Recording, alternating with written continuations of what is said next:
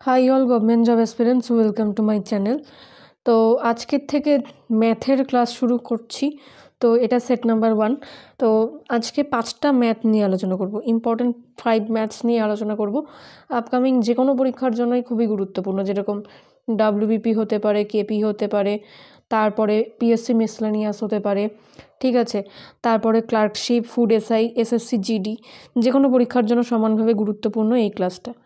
তো চলো প্রথম যে অঙ্কটা রয়েছে দেখে নেওয়া যাক। প্রথম অঙ্কটা দেখো কি রয়েছে, একটি সংখ্যাকে 899 দিয়ে ভাগ করলে 63 অবশিষ্ট থাকে, সংখ্যাটিকে 29 দিয়ে ভাগ করলে কত অবশিষ্ট থাকবে।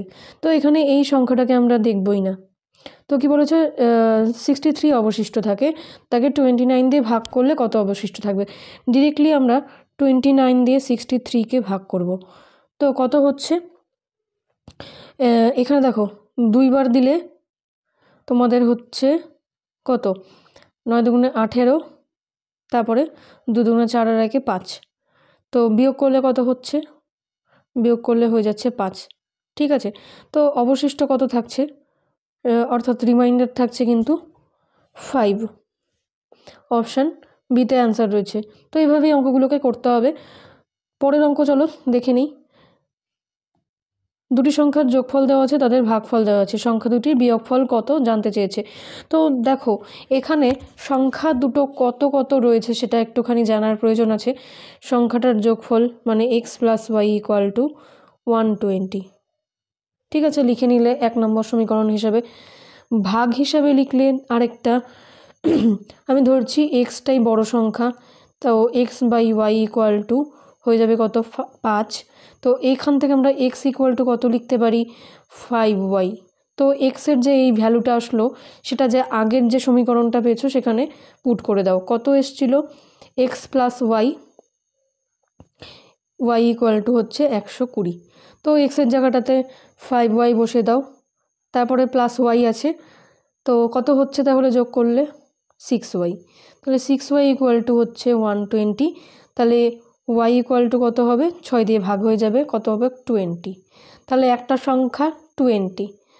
তো আরেকটা সংখ্যা কত হচ্ছে, তাহলে আরেকটা সংখ্যা কিন্তু হয়ে যাবে তাহলে 100, কারণ দুটো সংখ্যার যোগফল বলেছে 120। একটা যদি 20 হয় তাহলে আরেকটা কত হবে, 100 হয়ে যাবে। তাদের মধ্যে বিয়োগফল কত হচ্ছে, তাহলে বিয়োগ করে দেব, উত্তর হয়ে যাবে 80। অপশান সিতে দেখো 80 রয়েছে, সেটাই হয়ে যাবে উত্তর। নেক্সট অঙ্কে চলে যাচ্ছি। দেখো একটা সিঁড়ি ভাঙার অঙ্ক রয়েছে। তো এই অঙ্কটার ক্ষেত্রে আমরা কিভাবে করব, ফার্স্টে আমরা নিচ থেকে অ্যান্সার করতে শুরু করব। নিচ থেকে অ্যান্সার করলে দেখো এখানে এই যে পোর্শনটা রয়েছে, নিচের যে পোর্শনটা, এই পোর্শনটার উত্তরটা কত হবে, 5/4, তাই তো।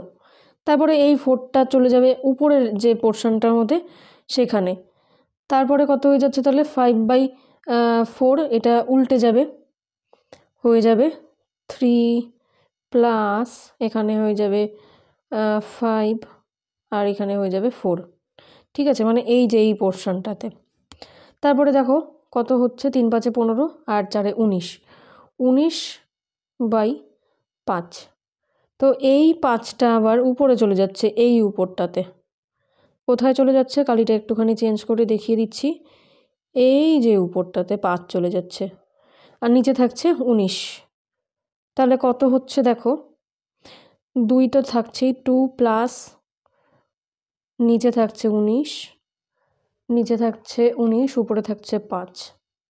এবার দেখো ইজি হয়ে গেল, হয়ে যাবে কত, এটার 38, 19 দুগুণে 38, আর এই 5টা যোগ করলে কত হয়, 38 আর 5, 38 আর 5 হয়ে যাচ্ছে 43। আচ্ছা, তারপরে 19। তো এই নাম্বারটা আসলো আলটিমেটলি এইটাকে হিসাব করার পরে, এইটুকু হিসাব করার পরে। তাহলে দেখো এই যে উপরে যে বারটা রয়েছে তার উপরে কিন্তু 1 রয়েছে, তাহলে আমরা এই 19 পোর্শনটা কিন্তু উপরে নিয়ে যাব, ঠিক আছে। আবার কালি চেঞ্জ করে বুঝিয়ে দিচ্ছি। দেখো এই 19টা উপরে চলে যাচ্ছে এইখানটাতে, এই যে এই পোর্শনটাতে।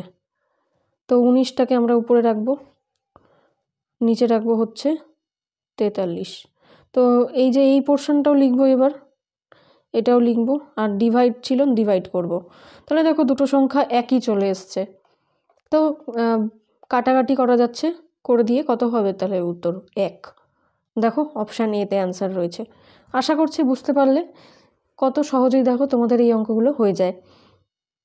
দেখো এবার 4 নম্বর অঙ্ক কি বলেছে, কিউব রুট অফ 7/875। তো এটা দেখে তোমাদের ঘাবড়ে যাওয়ার কিছু নেই, 7 দিয়ে কাটাকাটি করে দাও। 7 দিয়ে কাটাকাটি করলে কত হচ্ছে, উপরে কিন্তু 1 চলে আসছে, নিচে কত আসছে 7 একে 7, 7 দুগুণে 14, 3 থাকছে তারপরে। তাহলে দেখো 5 7 হয়ে যাচ্ছে 35। এবার তো আমরা জানোই যে কিউব রুট কীভাবে করব, 3টের থেকে একটা বেরোবে, অর্থাৎ এখানে দেখো 5 × 5 × 5 মানে 125। তাহলে সেখান থেকে 5 বেরিয়ে আসবে, আর 1 মানে হচ্ছে 1 × 1 × 1, তাহলে কত হচ্ছে 1/5। দেখো অপশান ডিতে অ্যান্সার রয়েছে।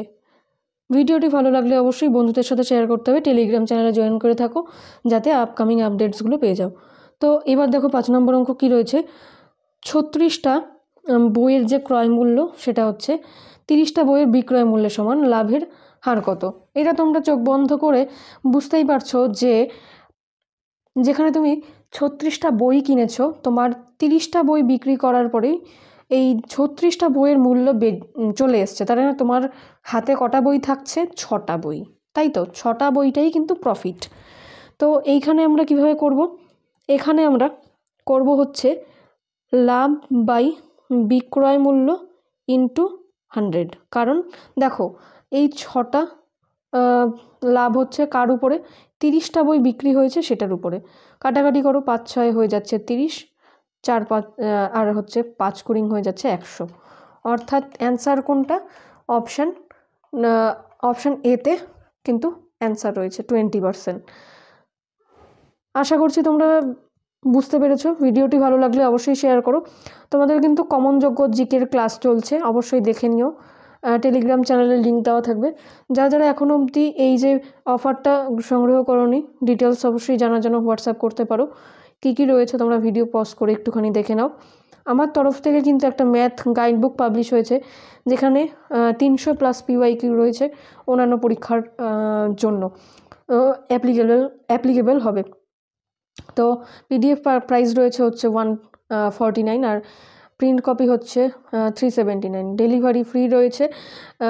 আর প্রাইসটা তোমাদের বলে দিচ্ছি, প্রিন্ট কস্ট, তারপরে রয়েছে হচ্ছে স্পাইরাল, সমস্ত কিছু ডেলিভারি সব কিছু ধরেই কিন্তু একটা ন্যূনতম কস্ট ধরা হয়েছে এখানটাতে।